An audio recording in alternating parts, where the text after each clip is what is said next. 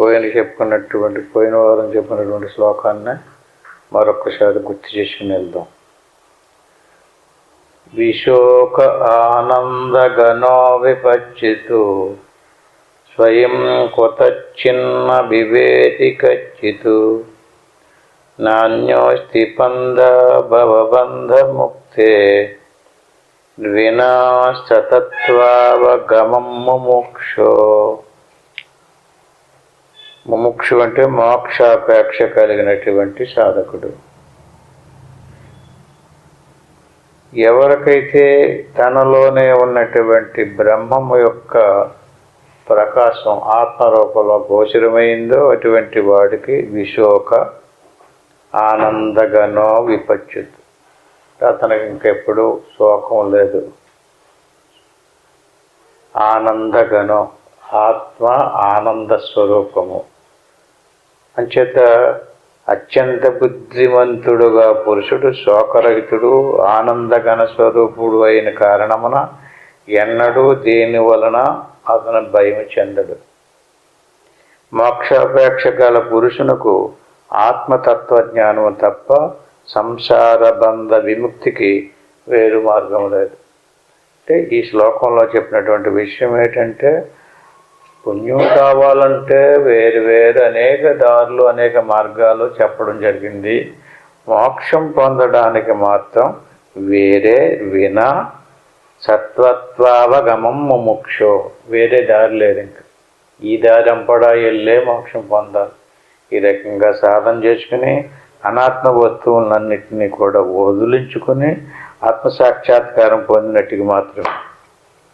ఈ ఆత్మ ఎలాంటిది? నిత్యం విభుం సర్వగతం సుసూక్ష్మం అంతర్బహిశూన్యమనన్యమాత్మనః విజ్ఞాయ సమగ్నిర్నిజరూపమేతతో పుమాన్ విపాప్మా విరజో విమృత్యుః. ఈ ఆత్మ ఎలాంటిది అన్నప్పుడు నిత్యము, ఎప్పుడు ఒకప్పుడు ఉండి ఒకప్పుడు లేనిది కాదు, ఎప్పుడూ ఉండేటటువంటిది. విభుడు, సర్వగతం సుసూక్ష్మం, స్థూల సూక్ష్మాకారణ శరీరాలన్నీ లయమైన తర్వాత మిగిలినటువంటిది. సర్వగతం అంటే సమస్తము గతించిన తర్వాత ఉన్నటువంటి స్వరూపము. అంతర్బహిశూన్య మనన్యం ఆత్మనః, ఆత్మ తప్ప ఇంకొక వస్తువు లేదట. అంటే ఆత్మ విన ఏదైతే ఉందో అదంతా కూడా కల్పన, మిథ్యా వస్తువు. దేహం దియం చిత్ ప్రతిబింబమేతం విసృజ్య బుద్ధో నిహితం గుహాయాం ద్రష్టారమాత్మానమఖండబోధం సర్వప్రకాశం సదసద్విలక్షణం. ఘటం జలం తద్గతమర్కబింబం విహాయ సర్వం వినిరీక్షితే అర్కః తటస్థ ఏకత్రితయావభాసక స్వయం ప్రకాశో విదుష యథా తదా. ఇక్కడ మన దేశానికి లోపల రెండు ప్రకాశాలు చెప్తున్నారు. ఒకటి స్వయం ప్రకాశమైనటువంటి ఆత్మ. అటువంటి స్వయం ప్రకాశమైనటువంటి ఆత్మలో సూక్ష్మ శరీరం ప్రవేశించింది. ఈ సూక్ష్మ శరీరములో అంతటా ఉండేటటువంటి బ్రహ్మము యొక్క ప్రకాశం ప్రతిబింబించింది. ప్రతిబింబకు ప్రకాశం, దాన్నే చిదాభాస ప్రకాశము అంటారు. అంటే ఆత్మ ప్రకాశము, చిదాభాస ప్రకాశం. మనకు రెండు ప్రకాశాలు ఉన్నాయి. చిదాభాస ప్రకాశం పోతుంటుంది కానీ ఆత్మ ప్రకాశం ఎప్పుడు ఉంటుంది. ఇప్పుడు మెలకువలు ఉన్నప్పుడు ఆత్మ ప్రకాశము ఉంది, చిదాభాస ప్రకాశము కూడా ఉంది. స్వప్నంలో కూడా ఆత్మ ప్రకాశము చిదాభాస ప్రకాశం ఉంది. సుషుప్తులకు వెళ్ళేటప్పటికి ఆత్మ ప్రకాశం తప్ప చిదాభాస ప్రకాశం లేదు. కానీ సుషుప్తులు ఇంకా శూన్యం ఉంది. సుషుప్తిని కూడా దాటిపోతే కేవలం ఆత్మ ప్రకాశమే. దాన్నే తురీయం అంటారు. అంటే రెండు ప్రకాశాలను మనం మెలకువలోకి వచ్చినప్పుడు దాన్నే ప్రకాశాన్ని తెలివి అంటున్నాం. ఈ తెలివికే ప్రతిబింబ ప్రకాశం. ఘటోదకే బింబ పదిబింబ మర్కబింబ మాలోక్ష్య మూడో రవిమేవ మన్యతే. దీన్ని ఒక ఉదాహరణ రూపంలో ఉపమానం రూపంలో చెప్పారు. పోయిన వారం కూడా చెప్తున్నాం. ఇది ఏమిటంటే ఖాళీలో కుండ తయారైంది. కుండలో ఉన్నటువంటి ఖాళీలో నీళ్లు ప్రవేశపెట్టాం, నీళ్లు పోసాం. ఆ నీటిలో సూర్యుడి యొక్క ప్రతిబింబం ప్రతిబింబించిందనుకోండి, అంటే సూర్యుడు వేరు, ప్రతిబింబించినటువంటి ప్రతిబింబం వేరు. అంటే కుండలో ఉన్నటువంటి నీటిలో కనిపించినటువంటి సూర్య ప్రతిబింబం సూర్యుడు మలికినే ప్రకాశవంతంగా ఉంటుంది. ఆ బింబం కూడా ఎలుగునెత్తది. అట్టి మాదిరిగా మన మనసులో లేక మన సూక్ష్మ శరీరంలో బ్రహ్మము యొక్క ప్రకాశం ప్రతిబింబిస్తుంది. అలా ప్రతిబింబించినటువంటి ప్రతిబింబానికి చిదాభాస అని పేరు. చిత్ అంటే చైతన్యము, ఆభాస అంటే ప్రతిబింబం, కల్పించబడింది, కనపడుతుంది. అందులో మనకు లోపల కళ్ళు మూసుకుని ధ్యానం చేసినప్పుడు మనకు కనిపించేది ఆ చిదాభాసే. ఆత్మ కనిపించడం లేదు. ఆత్మని ఏది మరుగుపరిచింది? సూక్ష్మ శరీరం మరుగుపరిచింది, అంటే మనసు మరుగుపరిచింది. ఆత్మ కనపడాలంటే ఏం చేయాలి? మనసును తీసేయాలి. మనసును తీసేస్తే ఏం కనపడుతుంది? మనసును తీసేస్తే ఏం పోతుంది? ప్రతిబింబం కూడా పోతుంది. ప్రతిబింబం అంటే ఏంటి? చిదాభాస. అంటే ఏంటి? మనలో చిదాభాస. ఈశ్వరుల్లో కూడా చిదాభాస ఉంది. ఈశ్వరుల్లో కూడా ఆత్మ ఉంది. ఈశ్వరుల్లో ఉన్నటువంటి ఆత్మకి పరమాత్మని, ఈశ్వరుల్లో ఆత్మలో ప్రవేశించినటువంటి సూక్ష్మ శరీరానికి మాయ అని పేరు. జీవునిలో ఆత్మలో ప్రవేశించినటువంటి సూక్ష్మ శరీరానికి అవిద్య అని పేరు. అవిద్యలో ప్రతిబింబించినటువంటి ప్రతిబింబం చిదాభాస. మాయలో ప్రతిబింబించినటువంటి చిదాభాస పరబ్రహ్మం. పరబ్రహ్మం పరబ్రహ్మం అంటుంటారు కదా, లోపల పరమాత్మ, అందులో మాయ. మాయలో ప్రతిబింబించినటువంటి ప్రతిబింబం పరబ్రహ్మం. ఇప్పుడు మనలో మనసు పోయింది, అంటే సూక్ష్మ శరీరం తీసేసాం. అప్పుడు ఏం పోయింది? చిదాభాస పోయింది. ఇప్పుడు ప్రత్యేగాత్మ మాత్రమే మిగిలింది. అట్టి మాదిరిగానే ఈశ్వరుడిలో మాయను తీసేసామనుకోండి, పరబ్రహ్మ కూడా పోతుంది. అప్పుడు ఏం మిగులుతుంది? పరమాత్మ మిగులుతుంది. ఈ ప్రత్యేగాత్మ, ఈ పరమాత్మ, ఈ రెండింటికి భేదం లేదు. అటువంటి స్థితిని బ్రహ్మ భిన్నత్వ విజ్ఞానం భవమోక్షస్య కారణం. అంటే వస్తు రూపంలో రూపంని చూసామనుకోండి, ఇంకా ఏదో ఈశ్వరుడు గొప్పవాడు నేను తక్కువ అనేటువంటి భేదం ఉంది ఇక్కడ కదా. బ్రహ్మ భిన్నత్వ విజ్ఞానం భవమోక్షస్య కారణం. భిన్నత్వం అంటే వేరు వేరు. ఈశ్వరుని యొక్క ఆత్మ వేరు, జీవుని యొక్క ఆత్మ వేరు. ఈశ్వరుని యొక్క జ్ఞానం తెలివి వేరు, జీవుని యొక్క జ్ఞానం తెలివి వేరు. ఇది తక్కువ తెలివి, అది ఎక్కువ తెలివి, కనుక పరబ్రహ్మం అన్నారు. ఇంతకీ ఈ తెలివులు రెండు కూడా చిదాభాసలే. అది పరబ్రహ్మ, ఇది ఎరుక, చిదాభాస, అది చిదాభాసే. అంటే ఈ రకంగా బ్రహ్మ భిన్నత్వ విజ్ఞానం భవమోక్షస్య కారణం. భిన్నత్వము, ఏకత్వము. ఎంతవరకు ఏకత్వాన్ని దర్శించలేదో వాడు మోక్షం పొందలేడు. అంటే ఈశ్వరుని చూడండి, ధ్యానించండి, ఆరాధించండి, పూజించండి. అంటే జీవుడి కంటే ఈశ్వరుడు గొప్పవాడు కనుక జీవుడు చేసేటటువంటి కర్మలకు ఫలితాన్ని ఇస్తున్నాడు అతను. ఆ కర్మఫలాన్ని అనుభవించడానికి జనన మరణాలు పొందుతున్నాం మనం. అంటే ఈశ్వరుడికి ఉపాధి ఉంది, జీవుడికి ఉపాధి ఉంది. జీవుడు ఉపాధి లాంటిది కాదు ఈశ్వరుడిది, గొప్పదే. చేత ఈశ్వరుని కాదు చూడటం, ఈశ్వరుడిలో ఉన్నటువంటి పరమాత్మను చూడాలి. ఈశ్వరుడిలో ఉన్నటువంటి పరమాత్మను ఎలా చూడగలుగుతామండి? మాయని దాటగలమా మనం? మాయని తీసేయగలమా? తీసేయలేం.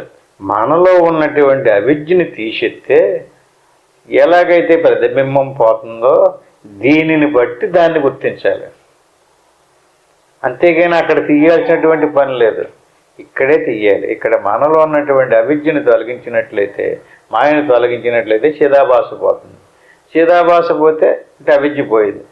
అంటే అవిద్య లాంటిది మాయ, చిదాభాస లాంటిది పరబ్రహ్మం, ఆత్మ లాంటిది పరమాత్మ. అంచేది ఇప్పుడు దేన్ని గుర్తించాలి? ఇక్కడ ఎలాగైతే చిదాభాస పోయిందో అవిద్య పోయిందో లేదా మనసు పోయిందో, పోయిన తర్వాత ఏ ప్రత్యేగాత్మ మిగిలిందో ఆ ప్రత్యేగాత్మ చీమ అన్నీ తొలగితే, అంటే ఈశ్వరులు తొలగించక్కర్లేదు, జ్ఞానం ద్వారా తెలుసుకోవాలి ఓహో ఇలాగా అని. అప్పుడు ఈ రకంగా ప్రత్యేగాత్మకి పరమాత్మకి భేదం లేదు. ఈ భేదరహితమైనటువంటి స్థితి ఏదైతుందో ప్రత్యేగాత్మ పరమాత్మల ఏకత్వానికి బ్రహ్మము అని పేరు. బ్రహ్మ భిన్నత్వ విజ్ఞానం భవమోక్షస్య కారణం. ఈ ఏకత్వాన్ని ఎవడైతే దర్శించాడో, అంటే నాలో ప్రత్యేగాత్మ స్వరూపం ఎలాగో ఈశ్వరునిలో పరమాత్మ స్వరూపం అలాగా, నాలో మనసు ఎలాగో ఈశ్వరునిలో మనసు అలాగా. మనలో మనసు ఉంది కదండి ప్రత్యేగాత్మలోనే మనసు, మరి బుద్ధి అంటే ఈశ్వరునిలో కూడా మనసు ఉంది. ఈశ్వరునిలో ఉన్నటువంటి మనసుకి బ్రహ్మదేవుడు అని పేరు, ఈశ్వరులో ఉన్నటువంటి బుద్ధికి మహావిష్ణువు అని పేరు, ఈశ్వరులో ఉన్నటువంటి అహంకారానికి రుద్రుడు అని పేరు. అంటే ఇప్పుడు మనలో మనసు ఎలాగో ఆయనలో మనసు బ్రహ్మ, మనలో బుద్ధి ఎలాగా విష్ణువు, అహంకారం రుద్రుడు. అంటే మనలో ఉన్నటువంటి వాటిని గుర్తించి, అంటే మనలో ఉన్నటువంటి వాటిని తొలగించుకుని ఓహో ఈశ్వరులో కూడా ఇలా తొలగితే పరమాత్మ సాక్షాత్కారం అవుతుంది అనమాట అని తెలుసుకోవాలి. ఈ రకంగా తెలుసుకుని బ్రహ్మ భిన్నత్వ విజ్ఞానం భవమోక్షస్య కారణం. అంటే భవం అంటే రేపు జన్మించడానికి కారణభూతమైనటువంటి కర్మ ఎప్పుడు నశింతుంది, ఏం చేస్తే నశింతుంది?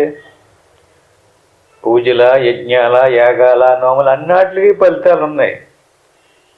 ఇత్తనంలో బీజం ఏం చేస్తే నశింతుంది, మొలకెత్తకుండా ఉండాలంటేనే. అట్టి మాదిరిగా రేపు మళ్ళీ జీవుడు జన్మకి రావడానికి సంబంధించినటువంటి కర్మ పేరు భవము. పాట పాడుతుంటారు కదా, ఏ తీరుగా నన్ను దయ చూసేదవో అని పాట. అంటే భవము నా తరమా భవసాగర మీదగా, అంటే ఇది ఒక పెద్ద సాగరం, నా తరమా నేను ఎలా దాటరానని చెప్పేసి కీర్తనలు ఉన్నాయి కదా. అట్టి మాదిరిగా భవం అంటే రేపు జన్మకి తీసుకురావడానికి సంబంధించిన కర్మ. ఈ కర్మ నశించదు, ఏమి చేసినా సరే. ఏం చేస్తే నశించదే? ఆత్మకి పరమాత్మకి భేదము లేదనేటువంటి విషయం తెలుసుకున్నటువంటి వాడికి ఆ రేపు జన్మకు తీసుకొచ్చేటటువంటి కర్మ నశించదు. ఇదే భవమోక్షస్య కారణం. మోక్షానికి ఇదే కారణం. అంటే మనకి జ్ఞానం తెలియాలంటే నువ్వు సాధన ఎలా చేస్తావో, సాధన అనేక రకాలు, అనేక ఉపాయాలు అనేక ఉన్నాయి కదా లోకంలోనే. ఏనా ద్వితీయ ఆనందం బ్రహ్మ సంపద్యతే బుధే. ఈ రకంగా రెండింటినీ తొలగించిన తర్వాత ఏదైతే అందులో తొలగించక్కర్లేదు, ఇందులో తొలగించిన తర్వాత అది కూడా అలాంటిదే అని విచారణ ద్వారా తెలుసుకుని ఏనా ద్వితీయమానందం బ్రహ్మ సంపద్యతే బుద్ధి. ఈ రకంగా రెండింటి యొక్క కలయిక, ఆత్మ పరమాత్మల యొక్క ఐక్యత ఏదైతే ఉందో బ్రహ్మ సంపద్యతే బుద్ధి. అతన్నే బుద్ధిమంతుడు అంటారు. రెండింటి యొక్క ఏకత్వాన్ని ఎవడు గుర్తించాడో వాడే బుద్ధిమంతుడు. ఆడు ఏనా ద్వితీయమానందం అంటే బాహ్య వస్తువుల ద్వారా పొందేటటువంటి విషయానందాన్ని కాదు ఇక్కడ చెప్పుతుంటా. విషయాదులన్నీ తొలగిపోయిన తర్వాత ఏ ఆనందం గోచరమైందో అటువంటి చిదానంద స్వరూపమైనటువంటి ఆనందాన్ని ఎవడైతే పొందాడో అటువంటి వాడికి బ్రహ్మ సంపద్యతే బుద్ధి. అతను బ్రహ్మమే. అంటే ఉపాధి ఉంది, కానీ ఈశ్వరుడికి ఉపాధి ఉండినప్పటికీ కూడా నేను బ్రహ్మమును అని ఎలా చెప్తున్నాడు ఆయన? ఉపాధి ఉంది, మాయ ఉంది కదా. అట్టి మాదిరిగాని జీవుడు ఉపాధి తొలగిన తర్వాత తన స్వరూపం గురువు ద్వారా తెలుసుకుని ఓహో నీలో ఉన్నటువంటి అవిద్య తొలగిన తర్వాత ఏ స్వరూపం ఉందో ఈశ్వరుడిలో మాయ తొలగిన తర్వాత ఉన్న స్వరూపం అదే పరమాత్మ. ఇది ప్రత్యేగాత్మ. తిన్నింటికి భేదం లేదని ఏనా ద్వితీయమానందం. అంచేత మిగతా భాష సంబంధమైనటువంటి బ్రహ్మకు ఆత్మకు నడుమ అభేద జ్ఞానమే భవబంధముక్తికి కారణం. భేదము అభేదము రెండింటికి ఏముండకూడదు, మనం ఏం ఆలోచించకూడదు, భేదము ఆలోచించకూడదు. భేదం అంటే ఏంటి? బాగా ఆలోచించండి. భేదం అంటే ఇది వేరు అది వేరు, ఇది చిన్నది అది పెద్దది, ఇది తక్కువ అది ఎక్కువ అనేటువంటి భేదభావంతో చూస్తున్నాం కదా. అటువంటి భేదభావన ఎవడికైతే ఉందో అటువంటి వాడికి మోక్షం రాదు. మోక్షం రావాలంటే భేదం నశించాలి. అంచేత ఆ ద్వితీయ స్వరూపముకు బ్రహ్మ పదమును పొందుతాడు. అంటే ఈ స్థూల సూక్ష్మ కారణ శరీరాల కంటే వేరుగా ఉన్నటువంటి తనలో ఉన్నటువంటి ఆ ప్రత్యేగాత్మ స్వరూపాన్నే ఆనంద స్వరూపం, అది దాన్ని పొందుతాడు. బ్రహ్మ భిన్నత్వ విజ్ఞానం అంటే రెండు ఉన్నాయి. అనాత్మ ఉంది, ఆత్మ కూడా ఉంది. అనాత్మని వదిలేసి అనాత్మకి లోపల ఉన్నటువంటి ఆత్మస్వరూపాన్ని, రెండోది వాడిని ద్వితీయం ఆనందం. ఇది కాదు, దీనికి సంబంధించింది టోటల్ మొత్తం అంతా వదిలేసి దాన్ని పట్టుకుని దానికి ఈశ్వరుడులో ఉన్నటువంటి పరమాత్మకి భేదము లేదని ఎవడైతే తెలుసుకున్నాడో వాడే మోక్షం పొందుతాడు. వేరు వేరు ఎన్ని రకాల, ఒకవేళ లోకంలో చాలామంది ఎన్నో రకాల ఉపాయాలు చెప్పినప్పటికీ కూడా ఇవన్నీ మోక్షాన్ని ఇవ్వవు. పుణ్యాన్ని తెచ్చిపెడతాయి, స్వర్గాన్ని తెచ్చిపెడతాయి, ఇంకా వేరే ఏదన్నా చేస్తాయి. మోక్షం రావాలంటే బ్రహ్మ అంటే ఆత్మ పరమాత్మల ఏకత్వం అనేటువంటిది ఏదైతే ఉందో అదే బ్రహ్మము. ఆ బ్రహ్మమే బ్రహ్మభూతస్థు సంసృత్యి విద్వాన్న వర్తతే పునః విజ్ఞాతవ్యమత సమ్యక్ బ్రహ్మ భిన్నత్వమాత్మన. ఇది బ్రహ్మీభావం పొందిన పేదట. బ్రహ్మీభావం అంటే చక్కగా ప్రతిరోజు కొంత సమయాన్ని తీసుకుని సాధన చేస్తున్నాడు. సాధన చేస్తూ విచారణ కూడా చెయ్యాలి. ఏంటా విచారణ? దేవుడు అంటే ఏమిటి, జీవుడు అంటే ఏంటి? జీవునిలో ఉన్నటువంటి స్వరూపానికి ఏం పేరు? ఆత్మ. ఈశ్వరుడు ఉన్నటువంటి స్వరూపానికి పరమాత్మ. రెండింటికి ఏమీ లేదు, రెండు ఒకటే. రెండు ఒకటే అనేటువంటి స్థితిని ఎవడైతే పొందాడో దాన్ని బ్రహ్మీ స్థితి, బ్రాహ్మీ స్థితి అంటారు. బ్రహ్మీభావమును పొందిన మీదట అంటే అది ఇది రెండింటికి భేదము లేదనేటువంటిది నిర్దుష్టంగా తెలుసుకున్నాడు అతను. ఇంకా అతని బుద్ధి చెలించదు. భాష్యంగా వ్యవహారం ఉంటుంది, కానీ అతని లక్ష్యం ఏంటి? లోపల ఉన్నటువంటి దానికి ఈశ్వరుడులో ఉన్నటువంటి దానికి రెండింటికి భేదం లేదు, రెండు ఒకటే. దాన్ని బ్రహ్మీభావం పొందాడంటే అక్కడ మనసు ఆగిపోయింది, శ్వాస ఆగిపోయింది. జాగ్రత్త స్వప్న సుషిప్తులు లేవు, స్థూల సూక్ష్మ కారణ శరీరాలు లేవు, రజోగుణ తమోగుణ సత్వగుణాలు ఈ ప్రకృతి సంబంధించిన గుణాలతోటి సహా మొత్తం ఆగిపోయింది. అప్పుడు ఇంకేముంది? కొండను తీసేసామనుకోండి, కొండలు ఉండే ఖాళీకి అంతటి ఉండే ఖాళీకి ఏకత్వం ఏర్పడింది. అట్టి మాదిరిగా అనాత్మ భావన వదిలేసామనుకోండి, అప్పుడు ఆత్మ పరమాత్మల యొక్క ఏకత్వాన్ని అనువానికి వచ్చింది. దానికి బ్రహ్మానుభూతి, బ్రహ్మీభావము, బ్రాహ్మీ స్థితి అంటారు దాన్ని. అంటే సాధన మనం ఎప్పటిదాకా చెయ్యాలి? ఈ బ్రాహ్మీ స్థితి కలిగేదాకా చెయ్యాలి. ఇటువంటి స్థితి ఎవడికైతే కలిగిందో అటువంటి వాడు విద్యావంతుడైన పురుషుడు ఇక జనన మరణ రూపం ఒక సంసార చక్రంలో పడడం. బయటికి మనకు ఎంత తెలివితేటలు చూపించినా ఎన్ని చేసినా వాటికి కొలతలు ఉంటాయి, ఫలితం కూడా ఉంటుంది. దాన్ని పొందడానికి రాకపోకలు ఉంటాయి. రాకపోకలు రాకుండా ఆగిపోవాలంటే అది ఇది రెండు కలిసిపోయినటువంటి స్థితిని, బ్రాహ్మీ స్థితిని అతను అనుభవించాలి. అది స్వయంగా తనకు తానుగా పొందాలి. అటువంటి వాడు ఇంక సంసార చక్రంలో పాటు. కాబట్టి ఆత్మకు బ్రహ్మము తోడునున్న అభేదమును చక్కగా తెలుసుకోవాలి. అంటే పదే పదే ఒకసారి చేసాం, ఒకసారి చూసాం కాదు, పదే పదే పదే పదే నిరంతరం అభ్యాసం చేసి దానికి దీనికి ఉన్నటువంటి తేడా, దానికి దీనికి ఉన్నటువంటి భేదం, ఏం భేదం ఉందో. ఇప్పుడు నీటి మీద ఒక కర్ర వేసాం, ఇటుపు పాయ ఇటుపు పాయ, రెండు పాయల కింద కనపడుతుంటుంది. ఇప్పుడు కర్ర తీసేస్తే నీరుని రెండు పాయలు అయింది కదా, ఇటు కర్రకి ఇటే పక్కన పాయ ఇటే పక్కన పాయ ఉంది కదా, కర్ర తీసేస్తే ఒకటే కదా. అట్టి మాదిరిగా మనసును తీసేసామనుకోండి ఒకటే. మనసు ఉంచుకుని ఒకటంటే ఎట్టి బతులని కుదరదు.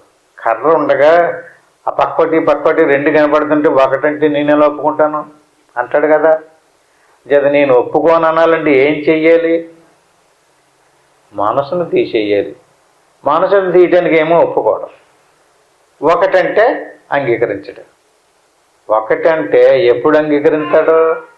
మనసును తీయాలి. మనసు ఉందని చెప్పి, మనసే కర్ర అంటే ఉదాహరణలు అండి, కర్ర కాదు మనసు అంటేనే. అంటే ఉదాహరణ చెప్తున్నాం. మనసు తీసేస్తే రెండింటికి భేదం లేదు, రెండు ఒకటే. అది మనం పదే పదే పదే పదే ఈ సాధనలోకి వెళ్ళి మనసును పోగొట్టుకున్నటువంటి, మనసును లయం చేసుకున్నటువంటి స్థితి కనుక గమనించి పట్టుకున్నట్లయితే అటువంటి వాడికి రెండింటికి భేదం లేదు, రెండు ఒకటే అనేటువంటి విధానం ప్రత్యక్షంగా అనుభూతిని పొందాడు, గ్రహించాడు. అటువంటి వాడికి ఈ సంసార చక్రంలో రాడు. అందుచేత మనం నిరంతరము ఈ రెండింటికి ఉన్నటువంటి భేదం లేదు లేదు లేదు, రెండింటికి భేదం లేదు, రెండు ఒకటే, రెండు ఒకటే అనేటువంటి స్పష్టత మనకు తెలిసి రావాలి. ఆ రెండింటి యొక్క లక్షణాలు చెప్తున్నారు. రెండు వేరువేరుగా మధ్యలో వస్తువు ఏదో ప్రవేశించి రెండు చూపెడుతుంది, కానీ ఆ రెండింటి యొక్క లక్షణాలు ఏమిటంటే సత్యం జ్ఞానం అనంతం బ్రహ్మ విశుద్ధ పరం స్వతశుద్ధం.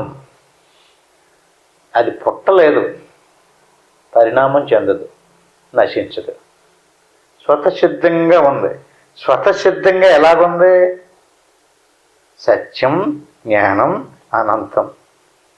అది జ్ఞాన స్వరూపంతో ఉంది. సత్యం అంటేను త్రికాలాభాజ్యం, ఎప్పుడూ ఉంటుంది. అనంతం అంటే అంతటా ఉంటుంది. జ్ఞానం అంటే అన్నిటిని తెలుసుకుంటూనే ఉంటుంది. చేత విశుద్ధం అంటే అందులో మనసు అనేది ఉందనుకోండి, దాన్ని శుద్ధం అనరు. మనసు తీసేస్తే శుద్ధం అంటే అందులో ఏమి లేదు, రజోగుణం కానీ తమోగుణం కానీ సత్వగుణం కానీ లేదు. తమోగుణానికి సంబంధించినటువంటి వస్తువు ఏదండి ఆత్మలో ప్రవేశించింది? శరీరం. రజోగుణానికి సంబంధించింది ప్రాణం. సత్వగుణానికి సంబంధించింది మనస్సు. అంటే శరీరం తమోగుణం, ప్రాణము కర్మేంద్రియాలు రజోగుణం, మనసు జ్ఞానేంద్రియాలు సత్వగుణం. సత్వగుణం అంటే అదేదో వస్తువు. ఇప్పుడు నిప్పు ఉందండి, నిప్పుకి గుణం ఉంది. నిప్పు నుంచి గుణాన్ని వేరు చేస్తే ఏమి లేదు. నిప్పులో గుణం ఏది? కాల్చటం, వేడి. ఆ కాలే గుణాన్ని తీసేసేమండి. నిప్పుల్లోంచి ఏం పోయింది? గుణం పోయింది, అగ్ని యొక్క గుణం పోయింది. అట్టి మాదిరిగా తమో గుణం యొక్క గుణం ఏది? రూపం. గుర్తుపెట్టుకోండి, తమో గుణం యొక్క గుణం ఏది? రూపం. మనిషి రూపమో, పశు రూపమో, దేవత రూపమో, దెయ్యం రూపమో, ఏదైనా ఒక ఆకారం ఉందనుకోండి, రూపాలన్నీ కూడా తమో గుణం యొక్క లక్షణం. రూపం తీసేస్తే ఏం పోయినట్టు? బాగా గుర్తుపెట్టుకోండి. మన మనసు ఉంది, మన మనసులోకి ఏదో పెద్ద అద్వితీయమైనటువంటి ఆకారం సాక్షాత్కారమైంది అనుకోండి, ఆ ఆకారం వస్తే ఏ గుణం వచ్చినట్టు? ఆకారాలు దేనికి సంబంధించినవి? తమో గుణానికి సంబంధించినవి. ఇప్పుడు ఆ ఆకారాలు వచ్చినటువంటి ఆకారాలు ఎలాగ ఎగురుకుంటూ వచ్చిందనుకోండి, అంటే కదలిక. ఆ కదలికలన్నీ రజోగుణం. ఆ ఆకారాలను గుర్తించడం కదండి, తెలుస్తుంది కదా మనకి, అది సత్వగుణం. ఈ రకంగా అగ్ని నుంచి వేడి చేసేటటువంటి గుణాన్ని వేరు చేస్తే అగ్ని ఎలా నిరుపయోగం అయిపోతుందో అట్టి మాదిరిగా ప్రకృతిలోని గుణాలను తీసేయాలి. గుణాలను ఎలా తీసేస్తారు? ఇది తమో గుణం కదా అని వదిలేయటమే తీసేయటం, అంతేగాని దాన్ని పీకి పట్టుకొని పిసికేసి అవతల పాడేయటం కుదరదండి. అది ఎవడు చేయలేడు అలాగా. అందుకని విచారణ లేకుండా ఎవడు జ్ఞాని కాలేడు. చేత మనకి మనసులోకి ఏ విధమైనటువంటి ఆకారం వచ్చినా సరే, ఈ ఆకారాలన్నీ తమో గుణ స్వభావము, తమో గుణ లక్షణము. ఇది తమో గుణమే అంచేది, ఇది ఈ తమో గుణం నాకు వద్దు. ఈ తమో గుణమే ఆత్మస్వరూపాన్ని కప్పుతుంది. ఆ తమో గుణ ఆకారాలను కదిలించేది రజోగుణం, ఆ గుర్తించేది సత్వగుణం. ఈ రకంగా ఈ రెండింటిని తమోగుణ రజోగుణ సత్వగుణాలను మూడింటిని గుర్తించేటటువంటిది జ్ఞానం. సత్యం జ్ఞానం. అనంతం అని ఎందుకన్నారు? సత్యం అన్నారండి. సత్యం అంటే జాగ్రత్త, స్వప్న, సుషుప్తులు. ఇప్పుడు మన జాగ్రత్తలో తెలివి ఉంది, గుర్తింతున్నాం.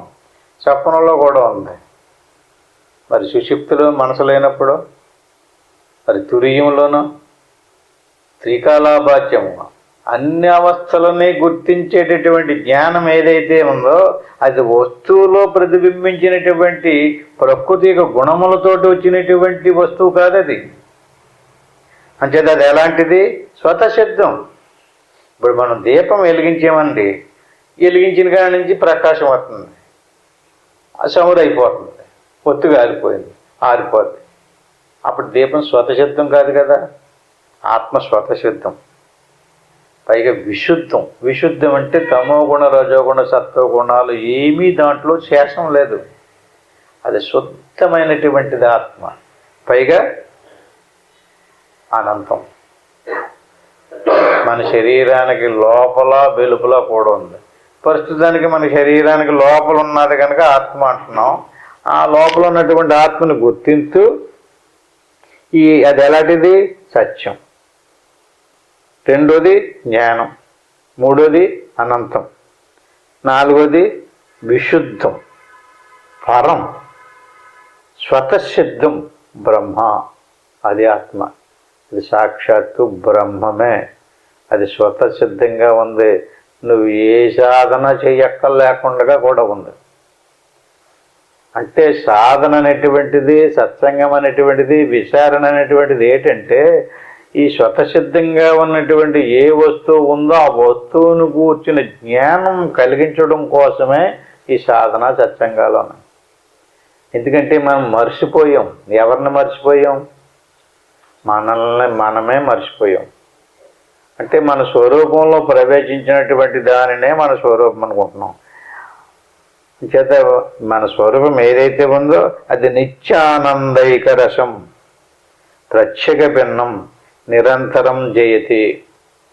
అది నిరంతరము ఆనంద రూపంతో, జ్ఞాన రూపంలో, ప్రకాశ రూపంలో ప్రకాశిస్తూనే ఉంది. అటువంటి స్వరూపంలో ప్రవేశించినటువంటి అందులోకి ఏది ప్రవేశిస్తే అది ప్రకాశించబడుతుంది కదా. దేని ప్రకాశంతో? ఆత్మ ప్రకాశంతో. అంటే మన స్వరూపంలోకి ఏదైతే వచ్చిందో దాన్ని చూసి దాన్ని సూత్రం అలవాటు చేసుకున్నాం. అంటే మన మనసులోకి ఏదైనా ఒక ఆకారం వచ్చిందనుకోండి, ఆ ఆకారాన్ని చూస్తుంటాం కదా. మనకు నచ్చిన ఆకారం ఏదైనా వస్తేనే ఆ ఆకారం ఎక్కడిది? తమో గుణానికి సంబంధించింది. అందుచేత మనం అప్పుడు దేన్ని మర్చిపోతున్నాం? ఆకారాన్ని చూస్తూనే మన స్వరూపాన్ని మర్చిపోతున్నాం. అలాగే మన స్వరూపంలోకి ఏమొచ్చింది? మన శరీరం వచ్చింది, మన మనసు వచ్చింది, మన ప్రాణం వచ్చింది. వచ్చినటువంటి మన మనసే మన స్వరూపాన్ని కప్పింది, మన ప్రాణమే మన స్వరూపాన్ని కప్పింది, మన శరీరమే మన స్వరూపాన్ని కప్పింది. ఇప్పుడు దాకా మనం దేనికోసం పాటలు పడుతున్నాం? మన శ్రమ అంతా పొద్దున్న లేచిన సాయంకాలం దాకా మనం కానటువంటి మన స్వరూపంలో ప్రవేశించినటువంటి శరీరం కోసమే మన తాపత్రయం అంతా కూడా. దానికి ఏదో సమకూర్చి పెట్టాలి, మంచి మంచి ఆహారం తయారు చేసి పెట్టాలి, దానికి సంబంధించిన భార్య పిల్లల్ని పోషించాలి. అదే నేను, మొత్తం అంతా అదే నేను. అంటే దాన్ని కంటే వేరుగా నీ స్వరూపం ఉందని వేదాలు చెప్తుంటే మనకు అదేదో నాకు తెలియటం లేదండి, నాకు ఇదే తెలుస్తుంది, ఇదే నేనండి అని దీన్ని వదలాలంటే ఎంత కష్టమండి. అందుచేత సత్యం జ్ఞానం అనంతం బ్రహ్మ విశుద్ధ పరం స్వతసిద్ధం నిత్యానందైక రసం ప్రత్యేక భిన్నం నిరంతరం చేతి. ఈ రకంగా మనం సాధన చేసి విచారణ చేసి ఇది తమో గుణము దానికి సంబంధించింది, ఇది రజోగుణానికి సంబంధించింది, ఇది సత్వగుణానికి సంబంధించింది, ఇది ప్రతిబింబం ఆత్మీక ప్రతిబింబానికి సంబంధించింది, ఇది ఆత్మ. ఎన్ని వచ్చినాయండి? 3 ప్రకృతి, 3 తమోగుణ రజగుణ సత్వగుణ. సత్వగుణంలో ప్రతిబింబించినటువంటి బ్రహ్మం యొక్క ప్రతిబింబం 4వది. 5వది ఆత్మ. స్థూలము, సూక్ష్మము, కారణము, మహాకారణము. మహాకారణం అంటే ఏంటనుకుంటున్నారు? మహాకారణం అంటే ఆత్మిక ప్రకాశ ప్రతిబింబం, బ్రహ్మ యొక్క ప్రతిబింబం. ఈ మహాకారణానికే జీవుడని పేరు. స్థూలము, సూక్ష్మము, కారణము ఈ ప్రకృతితో వచ్చినాయి. నాలుగవది తురీయం, జీవుడు. ఐదవది ఆత్మ. అంటే ఇప్పుడు దేన్ని గుర్తించాలి మనం? ఈ రకంగా బ్రహ్మ భిన్నత్వ విజ్ఞానం భవమోక్షస్య కారణం. ఈ ఆత్మ అనాత్మకు సంబంధించినటువంటిది సమిష్టిలో ఉంది, వెష్టిలో ఉంది. ఏది తొలగించాలి? ప్రకృతికి సంబంధించినటువంటి అనాత్మని వదిలి ఆత్మను పట్టుకోవాలి. నిరంతరం విచారణతో పళ్ళు మోసుకుని నేను ఏది ఇందులో, ఇది శరీరం కదా, ఈ కర్మేంద్రియాలు, ఈ జ్ఞానేంద్రియాలు, ఈ ప్రాణాలు, ఇది మనసు, ఇది బుద్ధి, ఇది చిత్తం, ఇది అహంకారం, ఇది తెలివి, ఇవన్నీ నాకు తెలుస్తున్నాయి. తెలుతులేదు. నేను అంతా మర్చిపోతానండి, నాకు తెలివి లేదండి, నాకు తెలివి తక్కువ అండి అన్నాడు అనుకోండి, తెలివి కూడా తెలుస్తుంది కదా అతనికి. నేను ఏది మర్చిపోనండి, నాకు అంత గుర్తుందండి అంటాడండి. ఆ తెలివి తెలుస్తుంది కదా. తెలివిని కూడా తెలుసుకునేటటువంటి వాడు ఒకడు ఉన్నాడు కదా. ఆడు ఎప్పుడున్నాడు? మెలకులోనా, నిద్రలోనా? ఎప్పుడున్నాడు? నిరంతరం ఉన్నాడు. అందుకనే అతను సత్యం. నిత్యము తెలుసుకుంటానున్నాడు. అన్ని అవస్థల్ని తెలుసుకుంటున్నాడు, అన్ని గుణాలని తెలుసుకుంటున్నాడు, అన్ని వస్తువుల్ని తెలుసుకుంటున్నాడు. అందుచేత చదిదం పరమాద్వైతం స్వస్మాదనన్యస్య వస్తునో భావాత్ మహన్యదస్తి కించిత్ సమ్యక్ పరమార్థ తత్వబోధోహి. అందుకని ఏదైనా నువ్వు తెలుసుకోవాలనుకుంటే ఈ రకమైనటువంటి పరమార్థానికి సంబంధించిన జ్ఞానాన్నే తెలుసుకో. దీనికి సంబంధించినటువంటి అభ్యాసమే చెయ్యి.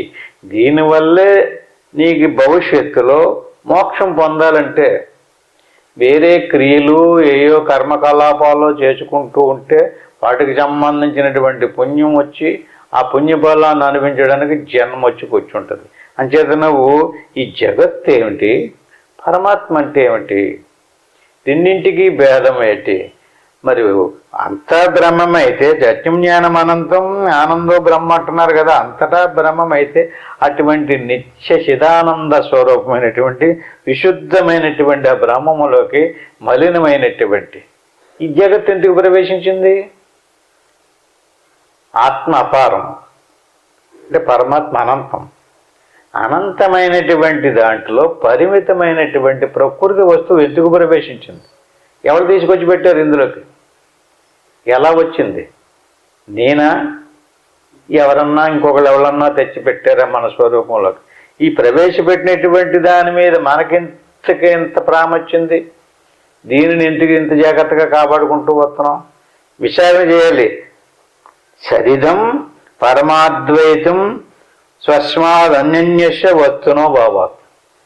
ఏ వస్తువైతే ఉంది, వచ్చింది, నా స్వరూపాన్ని కప్పేసింది అంటున్నావో ఆ వస్తువు అన్నీ కూడా సరిగ్గా పరిశీలించి చూస్తే నీ స్వరూపము పరమాత్మ స్వరూపము యొక్క ఏకత్వాన్ని బ్రహ్మమును కనుక గుర్తించినట్లయితే ఈ వస్తువు అంతా ఎండకి మంచు కరిగిపోయినట్టుగా కరిగిపోద్దట. నహన్యద్యస్తి కించిచ్చు సమక్ష పరమార్థ తత్వబోధోహి. నీకు ఇది తెలియలేనంతకాలం ఇది పెద్ద బలంగానే కనపడుతుంటుంది, కరకదు. ఆతకప్పూరం బిళ్ళు వెలిగితే ఎలాగ అరిచిపోతుందో అట్టి మాదిరిగా ఏదైతే ఉంది అంటున్నావో ఈ ఉందన్నది లేకుండా పోద్దట. ఎప్పుడు పోద్ది? నువ్వు పదే విచారణ చేసి సాధన చేసి దాని యందు నువ్వు బాగా అనురక్తి కలిగి అభ్యాసం చేస్తే అప్పుడు ఇది నీకు బయటకు వచ్చినప్పటికి కూడా నీకు కనిపించదు అంటున్నాడు. కనిపించినది ఎలా కనపడుతుంది అంటే కరిగిపోతుంది. అది మామూలుడికి అది బలంగా ఏనుగులా కనపడుతుంది, పెద్ద తమ్ములా కనపడుతుంటాయి. వచ్చి వాళ్ళు వస్తుంటే వెళ్ళి వాళ్ళు వస్తుంటే ఈడికో ఇది ఏదో నిజం, నేను నిజం అనుకున్నానో ఇదంతా ఇంతకే ఒత్తిదా, ఇదంతా కళలో వస్తువులు అంటే ఇదంతా మిథ్య అని తెలుస్తుంది ఇతనికి. కళలో వస్తువు మీద ఎలాగైతే మనకి ప్రీతి ఉంటుందో ఎవరికైనా కళలో బంగారం కనిపించింది అనుకోండి, మెలుకుల్లో వచ్చిన తర్వాత అయ్యయ్యో బంగారం అంతా అక్కడ వదిలేసానని చెప్పేసి బాధపడతాడా? మూట కట్టాడండి, దొరికింది బంగారం, కానీ మెలకు వచ్చేసింది, ఎవడో కేకేసాడు, ఆడి మీద కోపం కూడా వచ్చేసింది, సరిగ్గా బంగారం మూట కొట్టేటప్పుడు లెగ్గొట్టేయడని చెప్పేసి తెచ్చుకోవడం కుదిరిద్దా? ఒకవేళ వదిలేసి వచ్చాడు కదండి, ఏమైనా బాధ ఉంటుందా? అది కళ, ఇది కూడా కళ. ఇది మెలకువ, నిజమేది ఆత్మ. అందుకని దాన్ని సత్యం అన్నారు. మరి దీన్ని ఏమంటారండి? అసత్యం. అయితే ఎక్కడా శాస్త్రం అసత్యం అని చెప్పలేదండి, అలాగే సత్యం అని చెప్పలేదు. మరి ఎలాంటిది? స్వప్నంలో మనం చూసినటువంటి వస్తువు సత్యమా అసత్యమా? సత్యమైతే బంగారం కూడా తెచ్చేసుకోవాలి కదండి. ఉత్తిదైతే కనిపించకూడదు కదా అక్కడ మనకి. ఏంటది? అదొక కల్పన, మనసు చేసినటువంటి గారిడి. అట్టి మాదిరిగానే మెలుగు కూడా ఇదొక గారిడి, ఈశ్వరుడు ఆడించినటువంటి ఆట. ఇదొక ఇంద్రజాలం. ఆ మాయలో పడ్డాం మనం అందరం కూడా. ఈశ్వరుడు మాయ అనేటువంటిది చెప్పుతున్నాయి శాస్త్రాలన్నీ కూడా. ఇదంతా ఈశ్వర మాయ, మమ్మ మాయ దొరచేయ నాయన, ఇదంతా నా మాయిషాది, నేను ఈ జగత్తుని కల్పన చేస్తున్నాను, నేను ఆడిస్తున్నాను అంటున్నాడు కదా. ఈశ్వర సర్వభూతానం ఉద్దేశ అర్జున తిష్టది బ్రాహ్మణ్యను సర్వభూతాన్ని యంత్రారూఢాన్ని మాయ. ఇదంతా నేను కల్పన చేసి ఆడింతున్నాను. ఇది ఒక మాయ. ఎప్పుడు తెలుస్తుంది మాయని? మాయ సత్యము కాదు, అసత్యము కాదు, అదొక దృశ్యం. కళలో వస్తువులు ఎలాగైతే మిథ్యో, మెలకువలో ఉన్నటువంటి ఈ వస్తువులు కూడా అలాంటివి. ఇది నీకు స్పష్టంగా తెలియాలంటే నువ్వు పదే పదే బాగా సాధన చేసి బాగా పరమాత్మల యొక్క ఏకత్వాన్ని బాగా అనుభవించి ఉండాలి. అనిపించినటువంటి వాడికి స్పష్టంగా తెలుస్తుంది. ఈ రకంగా యదిదం సకలం విశ్వం నానారూపం ప్రతీతమజ్ఞానాత్. ఎంతవరకు జ్ఞానం కలగలేదో, ఎంతవరకు అజ్ఞానం తొలగలేదో, ఎవడు అజ్ఞానంలో ఉన్నాడో అటువంటి వాడికి యదిదం సకలం విశ్వం నానారూపం ప్రతీతం అజ్ఞానాత్. ఒక రూపంతో కనిపించలేదు ప్రపంచం. చూడండి ఎన్ని రూపాలు, ఎన్ని ఆకారాలు. ప్రతి ఆకారం ధరించినటువంటి ఆకారానికి ఒక గుణం, ఒక స్వభావం. ఎవడ గుణం ఆడితే, ఎవడ స్వభావం ఆడితే, ఎవడ ఆలోచన ఆడితే, ఎవడ అవసరం ఆడితే. ఏంటి మాయ ఈ చిత్రం? సరిగ్గా చూడండి.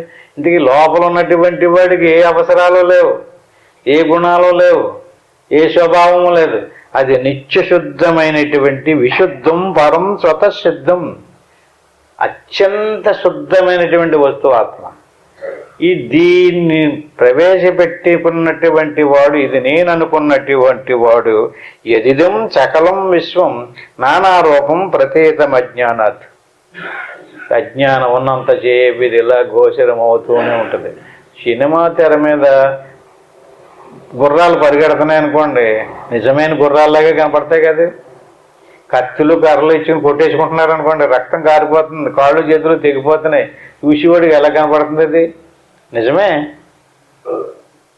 ఆ కత్తులు కర్రలు పొడి చేసుకున్నదంతా అదంతా కల్పన కదా. తెర మీద అలా కనపడుతుంది అంతే.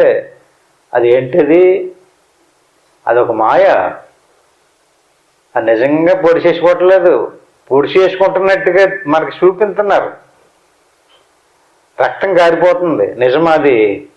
ఎవడు ఇల్లు అంటించేసేటి కుప్ప కాలిపోతుంది, పొలం మంటలు పెద్ద పెద్ద మంటలు వచ్చేస్తున్నాయి.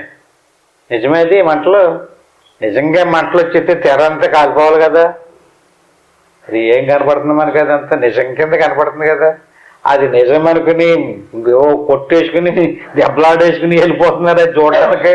ఏంటది? అదంతానే కల్పన. అది నిజమే అన్నట్టుగా మనల్ని భ్రమింపజేసేస్తున్నారు.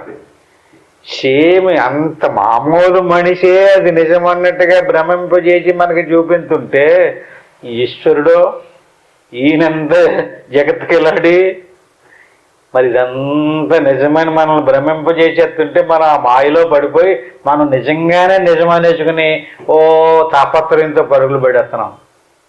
ఇదంతా కల్పన, మిథ్య, మాయ. ఇదంతా కూడా మాత నాస్తి, పిత నాస్తి, నాస్తి బంధో సహోదర, అర్థం నాస్తి, గృహం నాస్తి, తస్మాత్ జాగ్రత్త జాగ్రత్త. ఎవరు నిత్యం, ఎవరు సత్యం? ఏది వక్తాదులు పుట్టారు విశ్వంలోనే, ఎక్కడ పోయారు? ఎన్నెన్ని సాధించారు, ఎన్నెన్ని సృష్టించారు, ఎన్నెన్ని కలాపన చేశారు, పెద్ద పెద్ద రాజ్యాలు పరిపాలించారు. ఏమైపోయారు? ఎక్కడ పోయారు వీళ్ళందరూ కూడా? ఇదంతా కూడా శరీరం యదిదం సకలం విశ్వం నానారూపం ప్రతీత మజ్ఞానాత్. అజ్ఞానం ఉన్నంత వరకు ఇలాగ నమ్ముతానే ఉంటాడు. తత్సర్వం బ్రహ్మైవ. అంచేత ఈ అంతటికీ మూల కారణం, మీరు సినిమా చూసేటప్పుడు తెరను గుర్తించండి. అట్టి మాదిరిగా తత్సర్వం బ్రహ్మైవ ప్రతిష్ట శేష భావనాదోషాత్. ఎందుకంటే తెరని గుర్తించినప్పుడు దృశ్యాలన్నీ కూడా తెర మీద గోచరం అవుతున్నాయి అంతే. తెరను కనుక గమనించినట్లయితే సరిగ్గా ఆ దృశ్యాలన్నీ ఉత్తియ్యే, ఇదంతా కల్పనే అని ఎలాగైతే తెలుస్తుందో అట్టి మాదిరిగా బ్రహ్మమ తెర లాంటిది, ఆధారం. దాని మీద అనేక నానా రూపాలతో రకరకాల దృశ్యాలు ప్రతీతమానం అవుతున్నాయి. ప్రత్యుత్శేష భావన దోషాత్. అంటే ఇది ఎక్కడుంది దోషం? భావన దోషాత్. మన భావనలో ఉంది. అంటే వాస్తవాన్ని గుర్తించక వాస్తవాన్ని మరుగుపరిచేటటువంటి మాయ యొక్క వస్తువుల్ని చూసి మనం ప్రకృతి యొక్క పరిణామాన్ని చూసి ఆ వస్తువుల్ని సత్యం అన్నట్టుగా చూస్తున్నాం. అంటే ఇది ఏంటి, ఇది ఎలాగొచ్చింది, దీని లక్షణం ఏంటి విచారణ ద్వారా గుర్తించి ఎవడైతే ఆత్మను పట్టుకున్నాడో అటువంటి వాడికి దృశ్యాలు కనిపించవు. ఎవడైతే ఆత్మను వదిలేసి దృశ్యాలే సత్యమన్నట్టుగా చూస్తున్నాడో వాడికి ఆత్మ కనిపించదు. ఆత్మ కనిపించాలంటే ఆత్మను చూసి దృశ్యాన్ని వదలాలి. దృశ్యాన్ని చూసి అదేదో నిజమన్నట్టుగా పోకలాడేస్తున్నాడు అనుకోండి, వాడికి ఎంత కాలమైనా సరే ఆత్మ గోచరం కాదు. ఆత్మ సాక్షాత్కారం అవ్వాలంటే దృశ్యాన్ని వదిలి దృక్కును పట్టుకోవాలి. మత్కార్యభూతోపి మృదో నభిన్న కుంభోత్తి సర్వత్రతు మృత్యు రూపోతాత్ నా కుంభరూపం పృథగస్తి కుంభ కుతో మృషా కల్పిత నామమాత్ర. కుంభం అంటే కుండ, మృత్కార్యము, మృత్తు అంటే మట్టి, ముత్కార్య భూతోపి మృదో నభిన్న. అంటే కొండ తయారు చేయడానికి మట్టిని తీసుకుని కొండను ఎలాగైతే తయారు చేశారో, అంటే మట్టి యొక్క కార్యం కొండ. కుంభోత్తి సర్వత్రతు మృత్యు రూపాత్. ఆ కొండ సత్యం కాదు, ఎప్పుడైనా పోవచ్చు. ఇంకొకటి ఏంటంటే అది ఇంతకు ముందు కొండ రూపంలో లేదు, మట్టి రూపంలో ఉంది. నా కుంభ రూపం పృథగస్తి కుంభ. మట్టిని కుండ కింద తయారు చేయన ముందు కుండ లేదు, తయారు చేసిన తర్వాత కుండ కనపడుతుంది. ఇప్పుడు ఇది పగలగొట్టేస్తే మళ్ళీ కుండ కనిపించదు. కుతో మృషా కల్పిత నామమాత్ర. ఏమి అర్థమైందని అడుగుతున్నాడు. కుండనే తీసుకో, నీ శరీరం కుండలాంటిది, ఇది ఘటం. కుండ తయారవ్వడానికి ఏదో పదార్థాన్ని వాడి కుండను తయారు చేశారు. అలాగే శరీరం తయారవ్వడానికి సంబంధించినటువంటి మూల పదార్థం దగ్గరికి వెళ్ళి ఏం కనపడుతుంది? అట్టి మాదిరిగా కుండ తయారవ్వడానికి మూల పదార్థం మట్టి. మట్టి కుండ రూపం ధరించింది. పేరుకు మాత్రమే కానీ అది మట్టే కదా. పేరుకి మాత్రమే అంటే రూపం కల్పించడం వల్ల పూర్వం మట్టే, కుండ తయారయిన తర్వాత కూడా మట్టే. రేపు పొద్దున కుండ పగలగొట్టేస్తే మట్టిలోనే కలుస్తుంది. ముందు మట్టే, మధ్యలోని మట్టే, లాస్ట్లోని కూడా మట్టే. మనం ఈ మట్టిని చూడకుండా ఏం చూస్తున్నాం? కుండను చూస్తున్నాం. కుండ అనేది సత్యం కాదు. కుండ అనేటువంటి వస్తువు కల్పితం, మట్టి సత్యం. అట్టి మాదిరిగా ఏ నామరూపాదులతో కూడుకున్నటువంటి వస్తువు ఉందో ఇదంతా కూడా కల్పితం, కల్పన, సత్యం కాదు. మనం పుట్టన ముందు శరీరం లేదు, మరణించిన తర్వాత ఈ శరీరం లేదు, మధ్యలో మాత్రమే ఉంది. మధ్యలో ఉన్నటువంటి శరీరం పుట్టినప్పుడు దీనికి ఒక పేరు పెట్టారు, దానికి ఒక ఆకారం వచ్చింది, దాన్ని చక్కగా పోషించుకుంటూ కాపాడుకుంటూ ఉంటున్నాం. అంటే ఇది రేపు పొద్దున పోతే, అంటే పుట్టిన దగ్గర నుంచి పోయే లోపల ఎలా పుట్టిందో పోయేదాకా అలా నిలబడలేదు. ఇదేమవుతుంది? నిరంతరము మార్పు చెందుతుంది, పరిణామం చెందుతుంది, పరిణామం చెంది పోతుంది. మరి లోపల ఉన్నటువంటి వస్తువు దానికి నాశనం లేదు, అది సత్యం, అది నిత్యం, అది జ్ఞానస్వరూపం, ఆనంద స్వరూపం. అటువంటి సచ్చిదానంద స్వరూపమైనటువంటి నీ స్వస్వరూపాన్ని వదిలేసి కల్పించబడినటువంటి నామరూపాదులతో కూడుకున్నటువంటి వచ్చి పరిణామం చెంది పోయేటటువంటి దాని మీదనే మనం దృష్టి అంతా కేంద్రీకృతం చేశాం. ఇదే నేను పుట్టాను, నాకింత వయసు, నేను స్త్రీని, నేను పురుషుణ్ణి, నేను అందరి మీద కొంచెం బలవంతుణ్ణి, లేకపోతే గొప్పవాడిని, ధనవంతుణ్ణి, విద్యావంతుణ్ణి, కులం ఉంది, నాది పెద్ద కులం ఉంది, ఇలాగ ఏయో దానికి కలాపన చేసుకుని నా కుంభరూపం పృథగస్తి కుంభ. ఇది కొండెరా, నువ్వు ఎన్ని పేర్లు పెట్టి ఎన్ని రకాల రంగు వేయచ్చు. అంత మాత్రం చదివి రంగు అయితే ఏమైపోయిందండి ఆ కొండకే? ఏదో ఇంకొక ఆకారం వచ్చేసింది అనుకోండి, వస్తుంది, కానీ మట్టే. అంచేది బ్రాహ్మడు కులమైనా, శూద్ర కులమైనా, క్షత్రియ కులమైనా దేనికి శరీరానిక కుంభానక పేర్లు ఎన్ని, ఇదంతా ఉత్తు కల్పన. కేనాభి ముద్భిన్న తయాస్వరూపం ఘటస్య సందర్శయితు న శక్యతే అతో ఘట కల్పిత ఏవ మోహ న దేవా సత్యం పరమార్థభూతం. అంచేత సత్యమేది? నువ్వు సత్యమే, కానీ నువ్వు తగిలించుకున్నది మాత్రం సత్యం కాదు. దానిని వెట్టిపత్తి కేనాభిముద్భిన్న తయా స్వరూపం, ఈ బాహ్యంగా కనిపించేటటువంటి స్వరూపం సత్యం కాదు. ఇది నువ్వు కాదు, ఎప్పటికీ కూడా కాదు. నువ్వు ఎప్పుడో ఒకప్పుడు వదలాలి. నువ్వు వదలకపోయినా సరే ఎవడో వచ్చి వదిలించేస్తాడు. దాన్ని పట్టుకుని దానికి ఒక మతము, దానికి ఒక కులము, దానికి ఒక గోత్రము, బోర్డు రికార్డు తయారు చేసి పెట్టుకున్నాడు అతను. ఏమైపోతుంది ఆ రికార్డు అంతా? ఇది ఊడిపోగానే ఎక్కడికి పోయాడు? ఏమైపోయింది? ఘటస్య సందర్శయితం నా శక్యతే. ఒక కొండను చూసినట్టుగా చూస్తున్నాం శరీరం. అది కొండే, మనిషి కొండ, పశువు కొండ, కుక్క కొండ, పంది కొండ, ఎన్ని కొండలే ఏం తయారైనవి? ఈ రకంగా మట్టి కంటే కొండ ఎలా వేరుగా లేదో నీవు ఆత్మస్వరూపం కంటే వేరుగా లేవు. నీ స్వరూపం ఆత్మస్వరూపమే. దాని మీద కొంచెం బాగా మనసు పెట్టి నీ స్వరూపాన్ని గుర్తించి చూడు.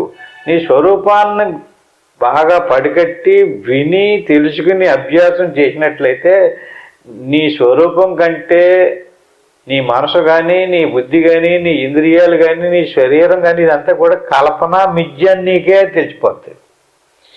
నీకు తెలిసిందనుకోండి, అప్పుడు నిన్ను మాయ వదిలేసినట్టే. ఎప్పుడైతే యథార్థం తెలిసిందో దాని మీద నీకేం పోతుంది? భ్రాంతి పోతుంది. దాన్నే వైరాగ్యం అంటారు.